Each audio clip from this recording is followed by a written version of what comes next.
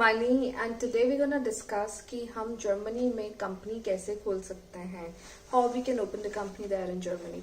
So this I thought कि आज मैं एजुकेशन के अलावा ये वीडियो बनाऊं बिकॉज बहुत सारे पेरेंट्स, बहुत सारे स्टूडेंट्स यही पूछते हैं कि हम जर्मनी मास्टर्स करने जा रहे हैं, हमें बिजनेस करना है वहाँ पे, या हमें जो बिजनेस माइंडेड है हम क्या क्या कर सकते हैं. तो ये वीडियो में जो भी मैं शेयर कर रही हूँ वो मैं अपना पास्ट एक्सपीरियंस शेयर कर रही हूँ कि मैंने अपनी कंपनी कैसे खोली थी when I was on a student status there in Germany. और लास्ट में इस वीडियो के मैं बहुत इंपॉर्टेंट डिस्कस करूंगी आपके लिए कि डॉक्यूमेंटेशन इम्पोर्टेंटली क्या क्या चाहिए और क्या क्या चैलेंज आप फेस कर सकते हैं. तो पहले हम बात करते हैं जर्मनी में जो कंपनीज जनरली यूज होती हैं या जो जनरली लोग खोलते हैं वो होती है आपकी यूजी और जीएमबीएच. तो जो आपकी यूजी होती है वो एक तरीके से आपकी प्रोपराइटर समझ लो, जैसे इंडिया में होती है कि एक बंदा भी उसे खोल सकता है, मतलब नॉट एग्जैक्टली बट समझाने के लिए मैं बोल रही हूँ.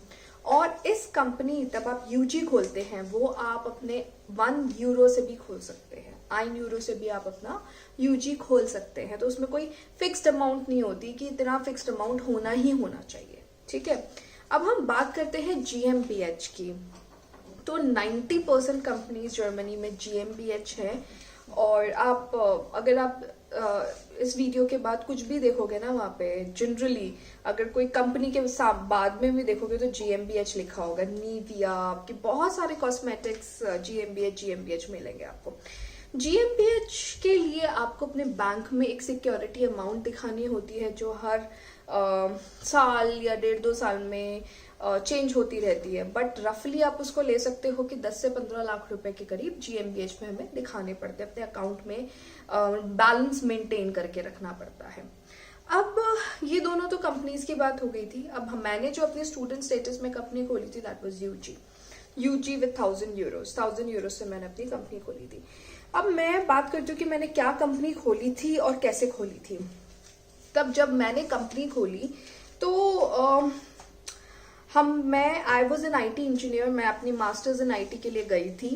तो मैंने एक अपना रोड मैप, अपना एक प्लान बनाया. वो प्लान मैंने जाकर सबमिट किया और उस प्लान में मैंने ये लिखा कि मेरी ऑलरेडी मेरे पेरेंट्स की ऑलरेडी एक इंडिया में कंपनी है, उसको मैं जर्मनी में ओपन करना चाहती हूँ क्योंकि उस पर मैं अपना मास्टर प्रोजेक्ट और मास्टर थीसिस करूंगी. तो जो ये कंपनी है ये आईटी से ही रिलेटेड है. मैंने उसको ऑनलाइन बिजनेस के तरीके से उसको वहां पे एक बिजनेस प्लान अपना सबमिट किया था. अगर मैं इसके अलावा कुछ और करती, अगर बाई चांस मैं रेस्टोरेंट खोलती या कुछ भी और करती तो वो ऑफिशियली एक्सेप्ट ना होता क्योंकि वो मेरे डोमेन से हट जाता. तो बहुत इंपॉर्टेंट पॉइंट ये है कि वो डोमेन से रिलेटेड ही हो.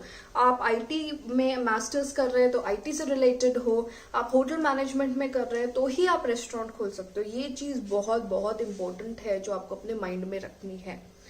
पॉज.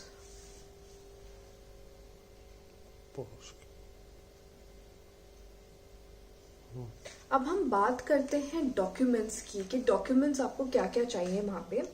डॉक्यूमेंट्स में आपकी जो इंडिया में कंपनी रजिस्टर्ड है उसके सारे डॉक्यूमेंट्स चाहिए होंगे.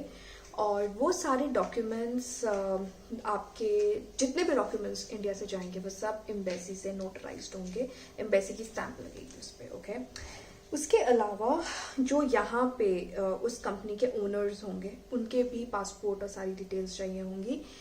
बाकी डिटेल में अगर किसी को सर्विसेज चाहिए वो हमें कॉन्टैक्ट कर सकता है.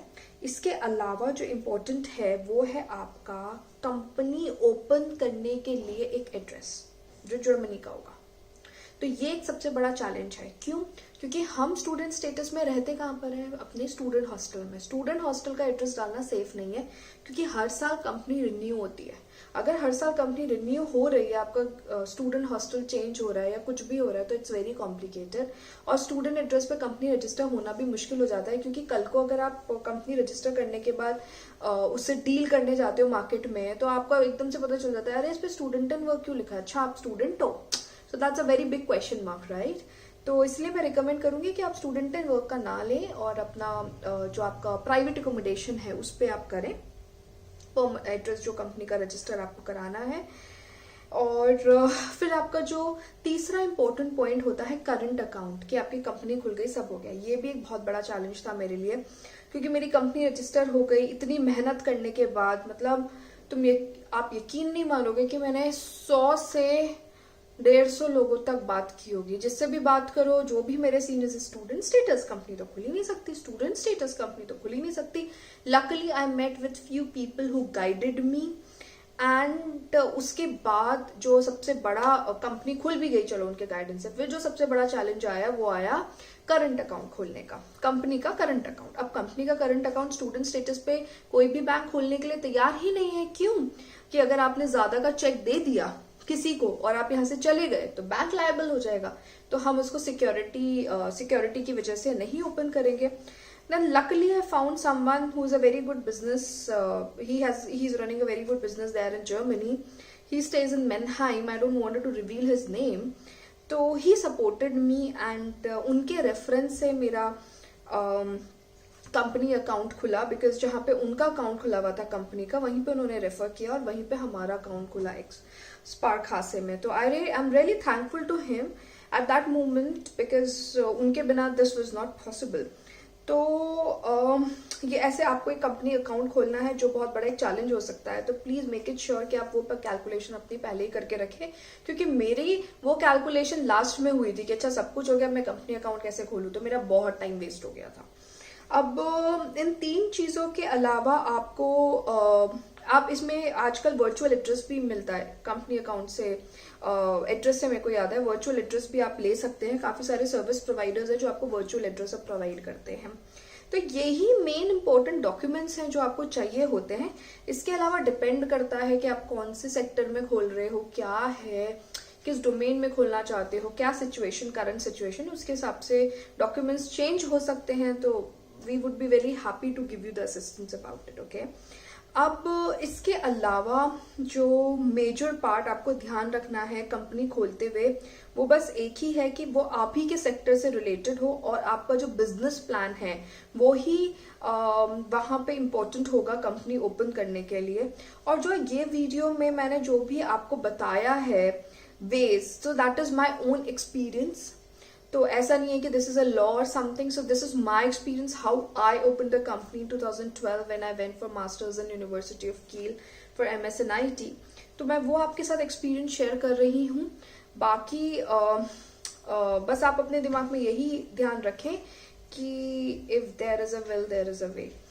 और आपको कोई क्वेश्चन हो कि आप कंपनी कैसे खोल सकते हैं, क्या क्या डॉक्यूमेंटेशन चाहिए होता है, क्या क्या तरीके हैं वहाँ पे कंपनी खोलने के लिए या बिजनेस करने के लिए, आप हमें कांटेक्ट कर सकते हैं, आप हमारी सर्विसेज अवेल कर सकते हैं, और we would be really happy to answer it. And आप हमें कमेंट कर सकते हैं, आप हमें ईमेल कर सकते हैं। So thank you so much.